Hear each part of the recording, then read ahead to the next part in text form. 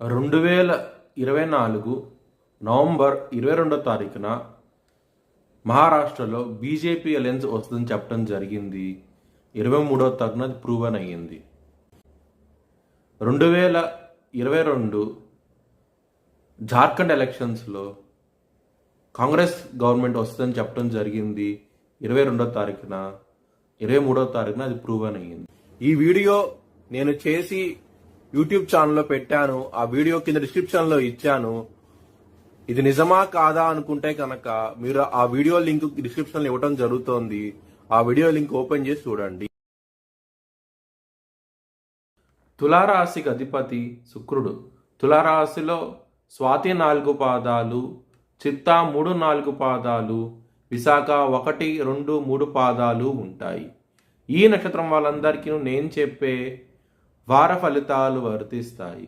ఈ వారంలో లగ్నాధిపతి అయిన శుక్రుడు మకర రాశిలో ఉండటం మూలంగా మీకు చాలా మంచి ఫలితాలంటూ ఉంటాయి. ముఖ్యంగా ధనపరంగా మాత్రం చాలా ఎక్సలెంట్గా ఉండబోతోంది. 2వ స్థానంలో సూర్యుడు మరియు బుధుడు ఉన్నారు. దాని మూలంగా చాలా మంచి ఫలితాలంటూ ఉంటాయి. ధనపరంగా మాత్రం చాలా బాగుంటుంది. 7వ స్థానం అధిపతి అయిన కుజుడు కర్కాటక రాశిలో నీచపడ్డారు. దాని మూలంగా మ్యారేజ్ పరంగాను కెరియర్ పరంగాను ఇబ్బందికరంగా ఉంటుంది. కొంచెం జాగ్రత్త అంటూ ఎక్కువ తీసుకోండి. బిజినెస్ పరంగా మాత్రం పెట్టుబడి అనేది ఎక్కువ పెట్టండి.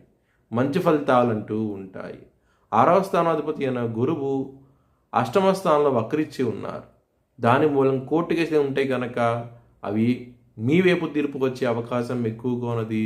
పాజిటివ్ వైబ్రేషన్స్ అంటూ ఎక్కువగా ఉంటాయి. ఈ వారంలో ముఖ్యంగా కోర్టు కేసులు అనేవి మీకు అనుకూలంగా ఉంటుంది. చాలా ఆనందంగా ఉంటారు. ఎవరైనా సరే విదేశాలకు వెళ్ళాలనుకుంటే కనుక ఈ వారం అనేది చాలా అనుకూలంగా ఉండబోతోంది. చాలా ఆనందంగా ఉంటారు. వీసా ఇంట్రెస్ట్ క్లియర్ చేసే అవకాశం కూడా ఎక్కువగా ఉన్నది. లాభస్థానం అధిపతి అయిన సూర్యుడు 2వ స్థానంలో ఉన్నారు కాబట్టి ఇన్వెస్ట్మెంట్ చేయండి. ల్యాండ్స్ వీళ్ళు కానీ ప్లాట్స్లో కానీ చాలా మంచి ఫలితాలంటూ ఉంటాయి ఈ వారంలో. హెల్త్ పరంగా మాత్రం బీపీకి సంబంధించిన విషయాల్లో ఇబ్బంది పడే అవకాశం ఎక్కువగా ఉన్నది. కొలెస్ట్రాల్ విషయంలో కూడా ఇబ్బంది పడే అవకాశం ఎక్కువగా ఉన్నది. సూర్యాష్టకం, సుబ్రహ్మణ్యాష్టకం, హనుమాన్ చాలీసా ఈ 3 కనుక చదివితే కనుక ఈ వారంలో చాలా మంచి ఫలితాలంటూ ఉంటాయి. మీ భవిష్యత్ వివరాల కోసమై హెచ్ఎల్ఎన్ జ్యోతిష్యాలయాన్ని సంప్రదించండి.